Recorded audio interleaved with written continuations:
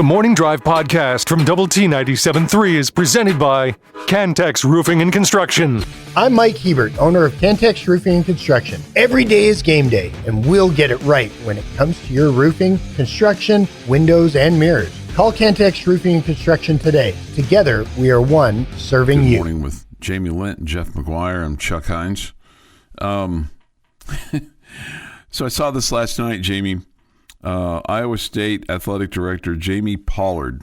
He was out and about on the Cyclone Caravan. Okay, they were their caravan took them to Rancho Palos Verdes in California. So apparently, must have some Iowa snowbirds out there in California that he needed to go see. He was asked about the SEC and the Big Ten and their threats to break away. And he said, I should turn it around and say we should break away from them. Let them go. But they have to go in all their sports and see how fun it is to play baseball and softball and track when it's just the 20 of you. So he said that's probably a little more draconian, but that's how I feel about it. Let's quit talking about it, quit threatening, just go do it. And what he's frustrated with, it's not the 2014 college football playoff potential. It's the Big Ten and the SEC who don't want to, in his mind, follow the College Sports Commission rulings, specifically with regard to denying name, image, and likeness deals, which is what happened recently to 18 Nebraska athletes that were worth about $7.5 million. I mean, these things have to be approved, and there's this thought that they're difficult to get through, and maybe they are, but already between June of last year and April of this year, some 26,556 quote name, image, and likeness deals have been approved to the tune of $242 million. They've denied 1,100 of them, valued at $56 million, and those deals primarily come from the Big Ten and the SEC. And part of the frustration from other conferences and athletic directors is that they're trying to get around this $20.5 million cap. And it's, the athletic director from Louisville said, I think if we would have all gone into the settlement with the idea that the cap really wasn't going to be the cap, we'd probably feel a little bit different about it. But I think a large majority, if not all of us, went into the settlement with the idea that the cap's the cap. The cap's not the cap. If reality deviates from your expectations, then it's difficult to reconcile those at times.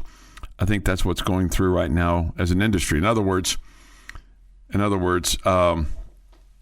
they want to be able to kind of play to their own game, and they want to be able to use money that is a little bit more easier for them to manipulate for their athletes, to be able to pay them and not necessarily go through the whole College Sports Commission deal or get those deals done a little bit more easily. And part of this is the athletic apparel deals where, let's just say in Texas Tech case, Adidas would pay your guys to do commercials, and that's really not the intent of those apparel deals, to be able to use that money as an extension of your ways to pay people. It's all very complex. I would guess all the things that the SEC and the Big Ten schools are wanting is the same thing that we as a school with money and with a collective that can help to bring in players and can help to reward players, all the above. I would assume that we're in that same boat of wanting that, similar to what the SEC and the Big Ten is wanting. Yeah, wouldn't you guess? Yeah, I would think so. And I think just the saber rattling by the Big Ten and the SEC because they had the ability to saber rattle a little bit more than teams in the Big 12. That's why there's a little bit more publicity for the SEC and the Big Ten. I also will say that when this information came out, for one, I don't know if it's just me being cynical or whatever, but I didn't think that was a hard cap. You knew that they were going to find ways around it, right? Yeah, and I think I'm shocked that anybody thought that was going to be a hard cap. Well, apparently Jamie Pollard did, and did he really? Well, or at least he said he did, right? Yes, but did he really? I don't know. It's funny because the Iowa athletic director, her name is Beth Getz. She declined to comment about Mr. Pollard's barbs at the Big Ten, according to this article in The Athletic. She said, "I try to focus on Iowa and the Big Ten. I think that's just good practice to focus on our own groups." Fair enough. Generally speaking, I think the Big Ten is trying to do things the right way in the system that exists. We're putting our deals in, and we all recognize that right now there's some challenges within the system that was created for a variety of reasons. So it's just a collective focus on identifying the best way to continue to support the enterprise, and that means we need a sustainable financial model. I'm sure probably Jamie Pollard it looks like he's in a kind of a media scrum or a gathering, and who knows, maybe he's had fans chipping at him all day long about, why aren't you guys doing this, and why aren't you guys doing that, and why aren't you guys winning here, and why aren't you guys winning there, and he just, it kind of feels like he blew his cap, so to speak. Yeah, maybe so. Maybe so. Maybe he had enough. I can't imagine. I mean, you're for a school like Iowa State that is, not one of the haves right now.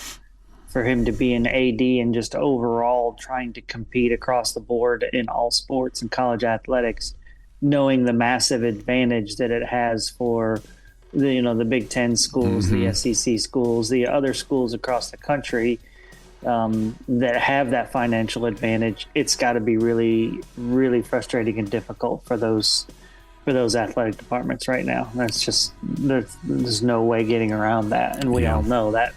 The finances are a huge factor in wins and losses. Yeah, and because fans for the most part don't necessarily see that. They just see that you're getting beat, and they don't understand sometimes the economic dynamics behind that. That there's reasons. I mean, there's reasons. I mean, performance is one, and coaching is one, and maybe facilities are one. But really, what's number one is how much you're paying all these guys and gals to be able to feed your roster. This is the Morning Drive Podcast from Double T 97.3, presented by Cantex Roofing and Construction.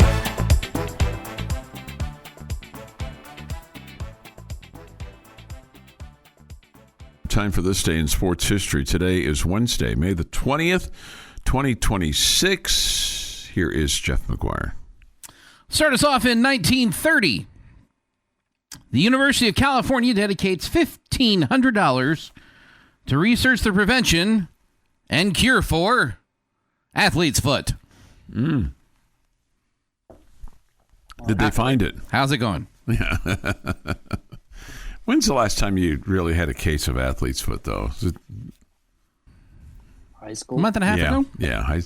A month and a half ago? Yeah, it's just it's the sweat and bacteria that your feet get in your socks. If you spend literally all day in one pair of socks and don't shower immediately when you get home, you can pick up a very easy case to get rid of. How many times do you change socks during the day? Once. Okay. When I put them on in the morning and then when I get home and take them off. You're a nighttime shower guy? Yeah. Okay. I'm not waking up at 3 to shower. Okay. I shower before I get in my bed so that my bed stays clean. Or at least in theory. 1960. Baseball game in Milwaukee is postponed due to rain. Snow. No. Bugs. No. Fog. Yes. Fog. 1985. Indians and Brewers game at Cleveland Stadium is the first rainout of 1985. It ends a record string of 458 Major League games since opening day without a rainout. Wow. Wow, that's crazy. Mm-hmm. 1991. Some guy named Michael Jordan named NBA MVP for the Chicago Bulls. Who knew? Who knew? I'm sure he deserved it. And in 2023, in a 7-inning run rule, Texas Tech defeated Kansas 15-1 at Rip Griffin Park, leaving the 6-member senior class that had celebrated pregame with a smile on Senior Day. The win was clinching the series for the Red Raiders, its 8th consecutive series win over the Jayhawks dating back to 2015. It is National Pick Strawberries Day. Okay. You ever done that? Like pick strawberries? Absolutely. Okay. Yep.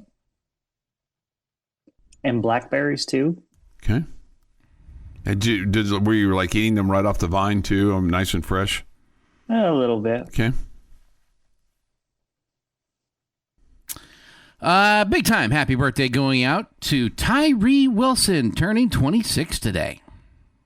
He's now with the New Orleans Saints, and he's got work to do if he wants to get his next big contract. Like a lot of work to do. It's not panned out for him so far. Cher, it turns 80 today. Busta Rhymes, 54. Tony Stewart, 55. And David Wells is 63. Kind of weird. I wouldn't have thought that Cher was only 17 years older than David Wells. I would have thought she was older and he was younger. Like she'd be like 85? I would have thought she was 80. I would have guessed she was younger than that. You would have? Okay. But she's just been around forever. Yeah, like 80 years or something. Not forever, just 80 years. Yeah. And on this day, 1927, Charles Lindbergh takes off across the Atlantic Ocean in the spirit of St. Louis. And that's this day in sports history. This day in sports history. Thank you, Jeff. I wonder why he didn't fly back. I mean, he flew over, but he didn't fly back. Which way does the Earth turn? Clockwise? I don't know. As he was flying east, the world was turning toward the west underneath him. Okay. Flying back is a longer flight. I knew you were going to say that. It's probably, but I figured you were going to say something about headwinds. There's also the jet stream that he'd be having that he got to use on the way there that he'd be flying against on the way back. Okay. Plane wouldn't make it. Okay. He almost didn't make it there. Right. That's why you're our 1%er. No, I've seen the Jimmy Stewart movie. Okay. Well, I mean, Jamie, did you know that? I didn't know that.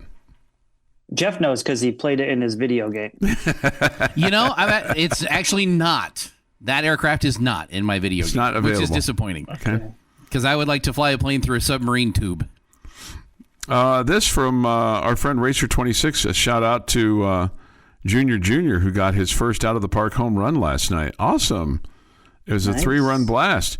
Usually we hear from Racer26 and the talents of Junior. It's on the racetrack, not necessarily at the ballpark. So that's great. Good for him. So if you have something you want to share, a joy or something, hit us up on the Yates Flooring Center chat line. Let's see here.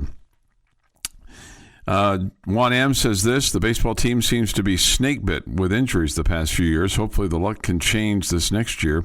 I always believe in my Red Raiders and coaches. That from Juan M. Do you feel some of this is a little snake bit, Jamie? Absolutely. Yeah. Absolutely. You've definitely had some key injuries that have really hurt you. Yeah. Yep. Yeah. Let's see.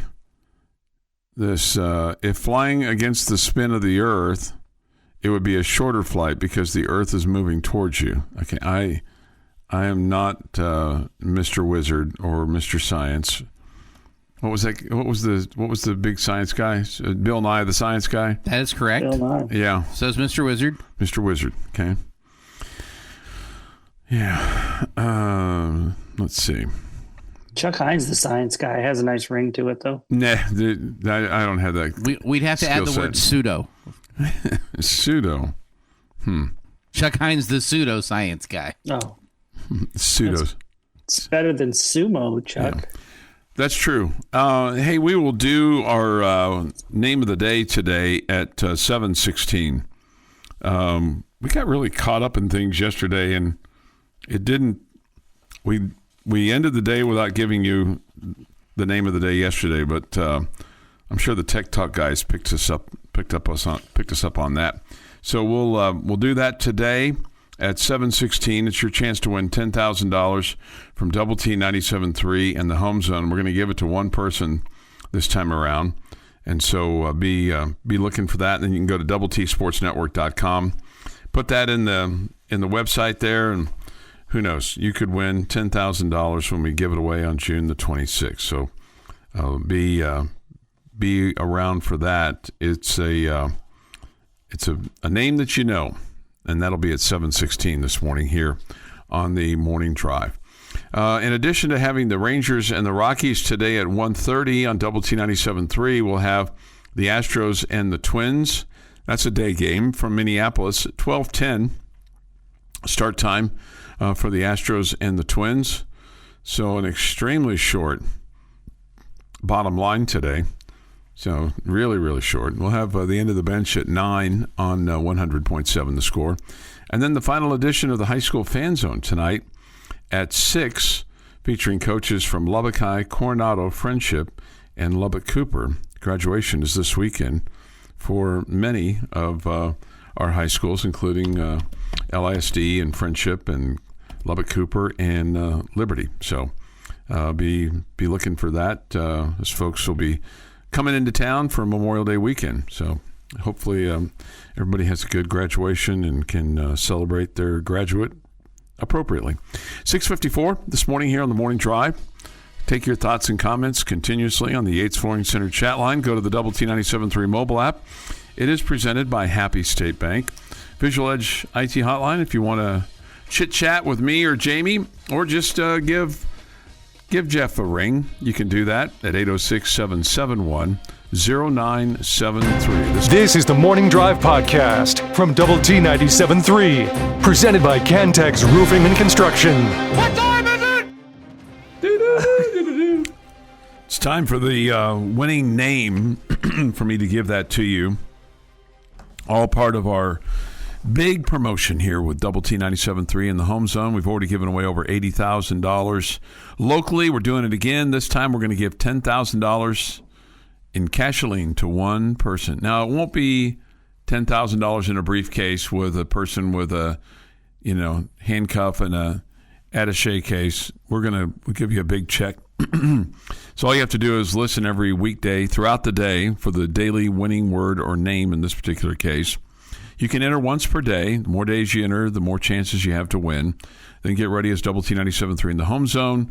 Come together on Friday, June the 26th at King Louis Sports Lounge to award one local winner $10,000. Jamie, we got one of those checks that you see like at the golf course and the charity events, and so we'll have one. We'll have one of those that we'll scratch out that night and give it to the person. That's fun. Yeah. So your winning name on this 20th day of May 2026 is Swoops. Swoops, as in Cheryl Swoops. Not swoosh, as in Nike swoosh, but Swoops, as in Cheryl Swoops. SWOOPES. Swoops. What about Swoops? There it is. Swoops there. Could be Swoops. There it is. Just me? Okay. I don't know if it kind of works like that. Let's see here. Some things from the Yates Flooring Center chat line. I'm going to get to one, and then I'm going to read a positive one, then a negative one. As frustrating as this season was, I sure enjoyed watching these young men compete. It was a very likable group, in my opinion.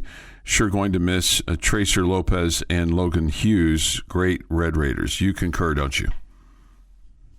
Yes, I think those two guys are absolute class acts. And, Logan being a transfer portal guy just for 2 years, he came in and was terrific in both of those years. And Tracer, one of those guys that just kept getting better and better as he played all 4 years for the Red Raiders, and just better and better, and was a great leader and just a great representative of our school. So I think he's a total class act. His parents are great too, and He's the kind of kid you have fun rooting for. Were there a lot of parents on this particular trip, Jamie, or was it one that was maybe a little more difficult for them to get to? No, I saw a lot of parents in the crowd last night. Probably the only Red Raider fans. Probably the only BYU fans too. Parents, yeah. No, it's understandable. I mean, it's a Tuesday in Surprise, Arizona. Not exactly maybe the destination that you thought you were going to have, for your family vacay. This question: do you think there's a chance that we have seen Coach Tadlock's last game? This person says we are all so tired of the years and years of losing. Okay, he said 3 losing years, and he took you to Omaha a bunch of times, and you've had a whole lot of exciting victories. So I think we are all so tired of the years and years of losing is way overplayed. This is coming from a texter who basically only texts us about firing and getting rid of Tadlock. So there's an obsession factor going on here that is kind of comical. But I don't know. I don't think it's likely that he leaves. I expect him back. I think he's still got the passion and all that good stuff for it. I don't think he's forgotten how to coach. I don't think he's forgotten how to evaluate talent. When you don't have the money to bring in the highest level of talent, it's not because you don't recognize the talented players. It's because you can't convince them to come play for you if they're getting more money elsewhere. So that's not to say that they don't make mistakes in their talent evaluation, but it's just a completely different deal than when you don't have the money to attract the high level player. Yeah. This person asked this. I'm sure it's an honest question, but it's not how it is now. When will Tech baseball be able to get in on the big donor money like softball to compete? It's when guys like Davis Martin, Josh Young, and that cast of characters get on those big major contracts, then there's a chance you can get some of those, which is one reason I want Davis Martin to be traded to get paid. Well, but let's also look at it this way. I mean, the Nigeri Kennedy money, her money was given to her and others on the softball team before the $20.5 million cap. Yep. And they paid in advance last year so that they could avoid that money, much like they did with the football roster as well. I mean, it was all within the rules, but they did that a little bit with baseball too. Yeah, and it's just a different set of circumstances today versus what it was 2 years ago. So it's not like you can have somebody come in and just say, I'm gonna go buy you a pitcher or gonna go buy you a home run hitter. There's a little bit different deal from that. I've said it 100 times. Tim Tadlock didn't forget how to coach. Okay, Coach Tadlock can't control injuries. Yes. Everyone's saying to get rid of Tadlock will be lucky if he doesn't leave for a program giving money to baseball. You don't necessarily see that happening, do you, Jamie? That he would leave and go somewhere else? Yeah. I really don't have any idea. That would surprise me. But I mean, if Texas Tech decided they didn't want him, I think he still loves coaching. I also think he loves Lubbock, and I don't think he's dying to leave by any stretch of the imagination. But I wouldn't expect that he'd be wanting to leave unless he's told he has to. Yeah. Yeah. Right. Yeah. Do you ever feel like you'll be told to leave here, Lubbock, or anything like that? I feel probably not the city. I don't know. I mean, after I voiced my opinion yesterday, I know a lot of people don't particularly care for my opinion. So what are you talking about?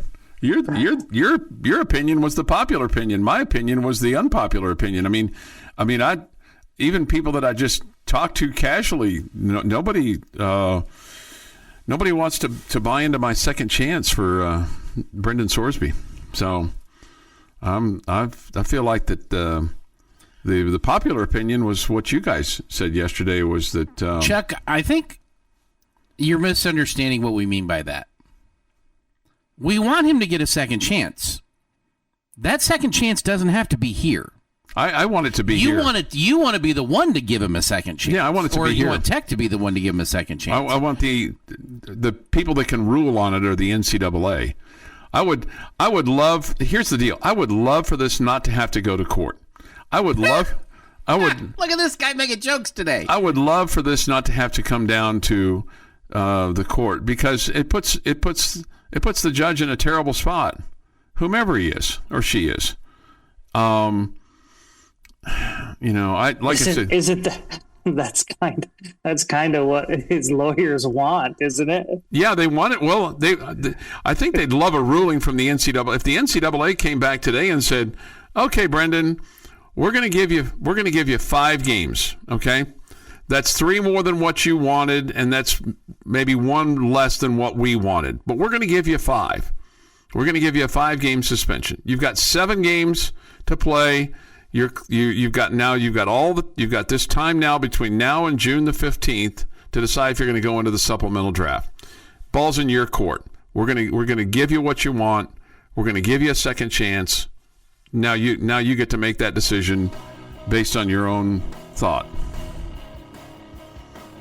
I think you're upset with the timing of everything here, Chuck. You continue to talk about them dragging their feet and all that. I think they have dragged their feet a bit.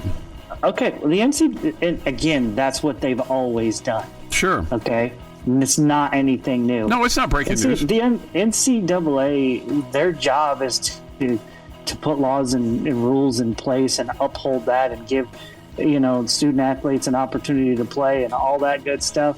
It's not their job to panic and jump and jump through a bunch of hoops just to expedite things for Brendan Sorsby's personal issues. The Morning Drive podcast from Double T 97.3 is presented by Cantex Roofing and Construction. Jamie's question of the day on Double T 97.3 is brought to you by Connecticut of West Texas. All right, gentlemen. I think I have a very simple question for you involving Red Raider football today. A lot to like about this year's team, a lot to be excited about, but I'm going to flip to the non-choosing joy side of things today and ask you, what are you worried about for the upcoming football season? I'm worried about quarterback.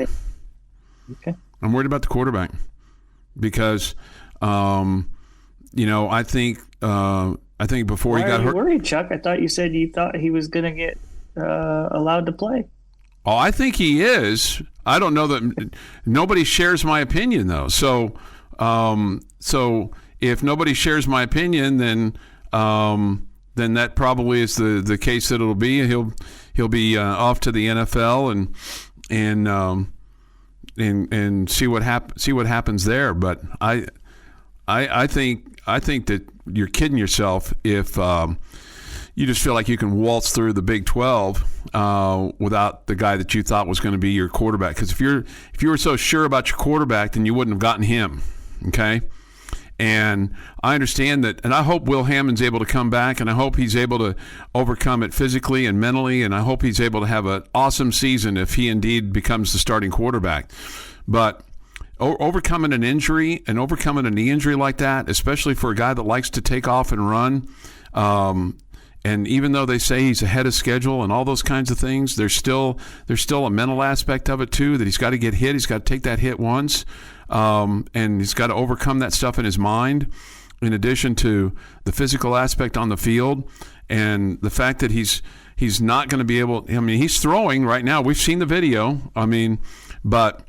Yeah, I'm concerned about, and I'm not saying you're going to lose 4 games because you don't have Sorsby or if Will's not able to finish the season or it doesn't start off like it wants, but I think it jeopardizes your season. So if you're asking me what I'm concerned about quarterback. Hey, I'm going to take this in a completely different direction, and I don't know if this is what Jamie intended for the question or not, and if it's not, I apologize. I'm concerned about who you're playing in the college football playoff and how that's going to set up. Because I still think you're the best team in the Big 12.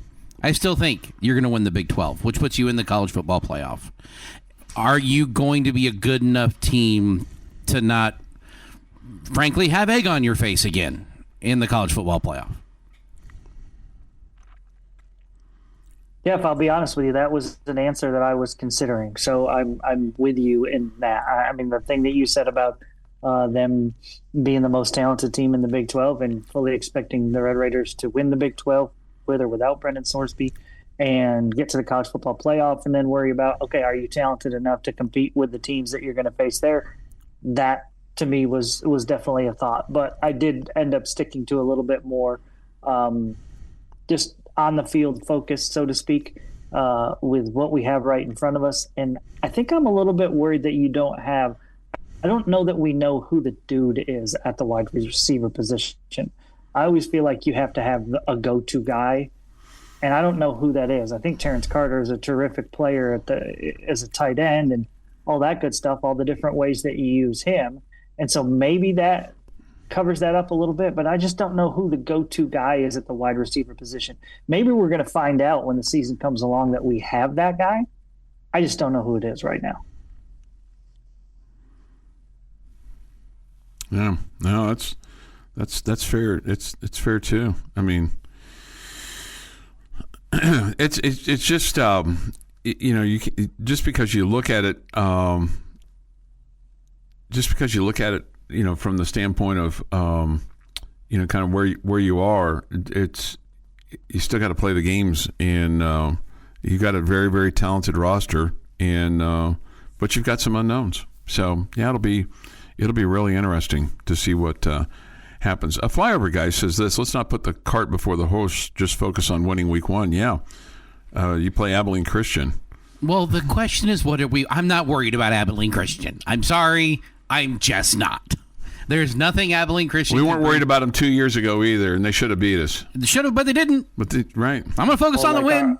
Our roster is not any different than it was 2 years ago. It's different. Come on. Yeah. This is a different era of Texas Tech. No, I understand the last 2 years. I understand that. And if we're worried about ACU, we got a problem. Yeah. Big, huge, ginormous. Yeah. And it's also the question that we're asking in May. We can stop talking about college football playoff. Yeah, it's funny. You still think that you laid an egg. I still think that Oregon was the more talented team that day. I'm sorry. Just overall, Oregon was more talented than Texas Tech on January 1st. Big, giant ostrich egg. I don't disagree with that. I think that Oregon, especially their defense, was more talented than your offense. Yeah. I don't disagree with you on that. But that being said, I think your offense underperformed. Mm-hmm. It's one thing they only scored 13 instead of 35. It's another thing to get shut out and just really have no success whatsoever. Yeah. Big, giant ostrich egg. That's what you laid in that game on offense. Well, maybe the other team was better too. I can't remember a time where our offense looked as bad as that game. That's fair. And the second half of Matt Wells' Kansas State game. You scored 25 points or whatever in the first half. Let's see. Syntax Hank says this. I agree with the Jeff Meister. Not worried about the regular schedule. It's the postseason. Okay. Wow. I mean, and when you look at the schedule, there's no team that just leaves you, quote, shaking in your boots. Your daily dose of sports and fun. This is the Morning Drive Podcast from Double T 97.3, presented by Cantex Roofing and Construction. Jamie Lent, who's in Surprise, Arizona, and Jeff McGuire, who's with me here in the downtown studios at Double T 97.3. I'm Chuck Heinz. We come to you from the First United Bank studio and look forward to hearing from you today on the Yates Flooring Center chat line. Go to doublet973.com for that, or the mobile app. Visual Edge IT hotline, it too is open, 806-771-0973. Okay. Man, it's a little chippy. Been a little chippy the last couple of days. But that's okay. Everybody's got a right to be chippy. Oh, I think the text line is chippy. I think we're all a little chippy. That's just my opinion. I mean, of course, I'm probably wrong, but that's okay. Why are you chippy? I'm just, I don't feel like I'm chippy. Okay. Well, I feel like I feel a little chippy. Why? Well, because I just sometimes I just don't understand people, So. Okay. And I'm probably I'd be chippy all the time then. Some people are, and I'm that way. I'm that way too. But I can't control all of everybody. Yates Flooring Center chat line. Choose joy. I'm trying to choose joy, but we'll see. This is an interesting point, and I'm gonna assume that this guy's right. Okay, I'm gonna assume that whatever everybody writes in is absolutely right. This guy says this. On the Sorsby situation, I read yesterday where he admitted to betting on IU football his redshirt year while on the IU roster. He was on the scout team. This is before he got elevated up the depth chart to be the backup quarterback going into the Penn State game that year. This is 2022, I believe. He placed 3 separate bets of $5 each and one $50 bet for a grand total of $65. Had he won one of the $5 bets, he could have gone and gotten a sandwich. I guess it's the principle of the bet, not the amount. Yeah, I think that's probably... You are correct, sir. It is about the principle and not about the amount. Yeah. And man, that just makes his decision all that more silly, right? Yeah, I mean, it was clearly it's a stupid decision to bet on his own team, and my whole point yesterday, and still my whole point today, is there's people that make far stupider decisions and have far stupider things that impact humanity that get a second chance. And but this is his second chance in life has not been taken away from him, Chuck. It's just his chance to play college football. Well, it right as of right now. Now, when you're talking about people doing stupider things for humanity, they do them breaking laws, and they force them to go to jail. And yes, they get, they get out of jail or they get parole or whatever. Okay, those are laws. That's different. But I'm even talking about second chances with whether it's college teams or high school teams where you may have not necessarily you might have broken a team rule, but you also might have broken the we all know, Chuck, and we all have known in the history of ever, the biggest law that you can break in any sport is betting on your sport. Mm-hmm. Right? Yeah. That's never changed. No, and I don't disagree with you on that. My point is wanting it to change now. My point is I want to give him a second chance because he was a young man who made a stupid decision, and I think when you're in college and in your formative years that you should be given a little bit more grace than this person says. Chuck, with your logic, Pete Rose should be in the Hall of Fame. Is that what you would like to? No. Because Pete Rose knew what he was doing. He was an older man. And then when he had the opportunity for contrition, he did not do it. And nobody at Indiana told him he wasn't allowed to do this? I'm not saying that. I'm just saying that. Well, you said Pete Rose was an old man. He was an older man. He knew what he was doing, and when he had the opportunity to show contrition, he did not do it. So if I'm speaking out of both sides of my mouth, so be it. I'm just saying that with regard to Sorsby, a 20-year-old kid is a hell of a lot different than Pete Rose. Can I go back to one thing real quick? When you talk about the worst things that people have done that it can still play college football or basketball or baseball, whatever. For the record, I'm in favor of banning those guys too. I want that rule added. Yeah, I don't disagree that those are worse crimes than what Brendan Sorsby has done. I wish that was the case. I'm with Jeff. They won't listen to me. I wish they would. I would very much like that to be across the board so that our professional athletes could be, good human beings too. I guess the thing that the more that I dig my heels in this, the more I am in the true minority of this. I feel like that feels like he should get a second chance. I mean, Paul says he's with me, and he did that yesterday. But he's. I mean, if there were an army of me that was like going to go march on the courthouse, I feel like that it'd be a pretty small. It wouldn't be an army. It'd be like a patrol of a Boy Scout troop. It'd be 6-7 guys. Hey, don't underestimate the Boy Scouts, Chuck. They've got merit badges. Somebody says this is what Jamie has said too. Sorsby will get a second chance in the NFL, and the NFL may look at him and go, "Man, if the NCAA has stink on you, then you guys, somebody will give him a chance." I guess if Rashee Rice can get yet another chance, who's sitting in the clink right now for 30 days, I wish the Chiefs would release him. Frankly, he's had time after time after chance after chance after chance. Chuck, you wear heels. I do not wear heels. I have never worn heels. Technically my boots have heels.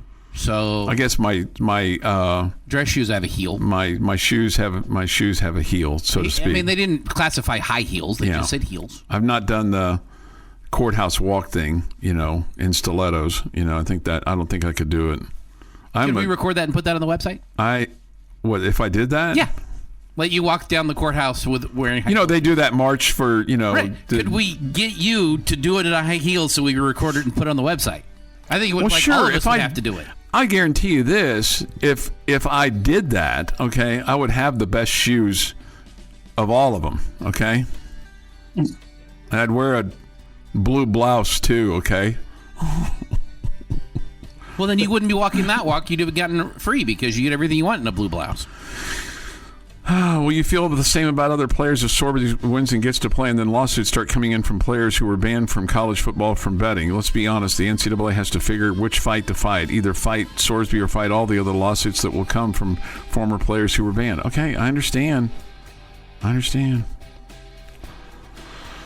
Sorsby seems like he's above the law, which makes me hope he doesn't get to play in the NCAA. Man, I tell you, it's very fascinating to me, all this venom. This has been the Morning Drive Podcast, presented by Cantex Roofing and Construction. Check out our library of Double T 97.3 podcasts at doublet97.3.com.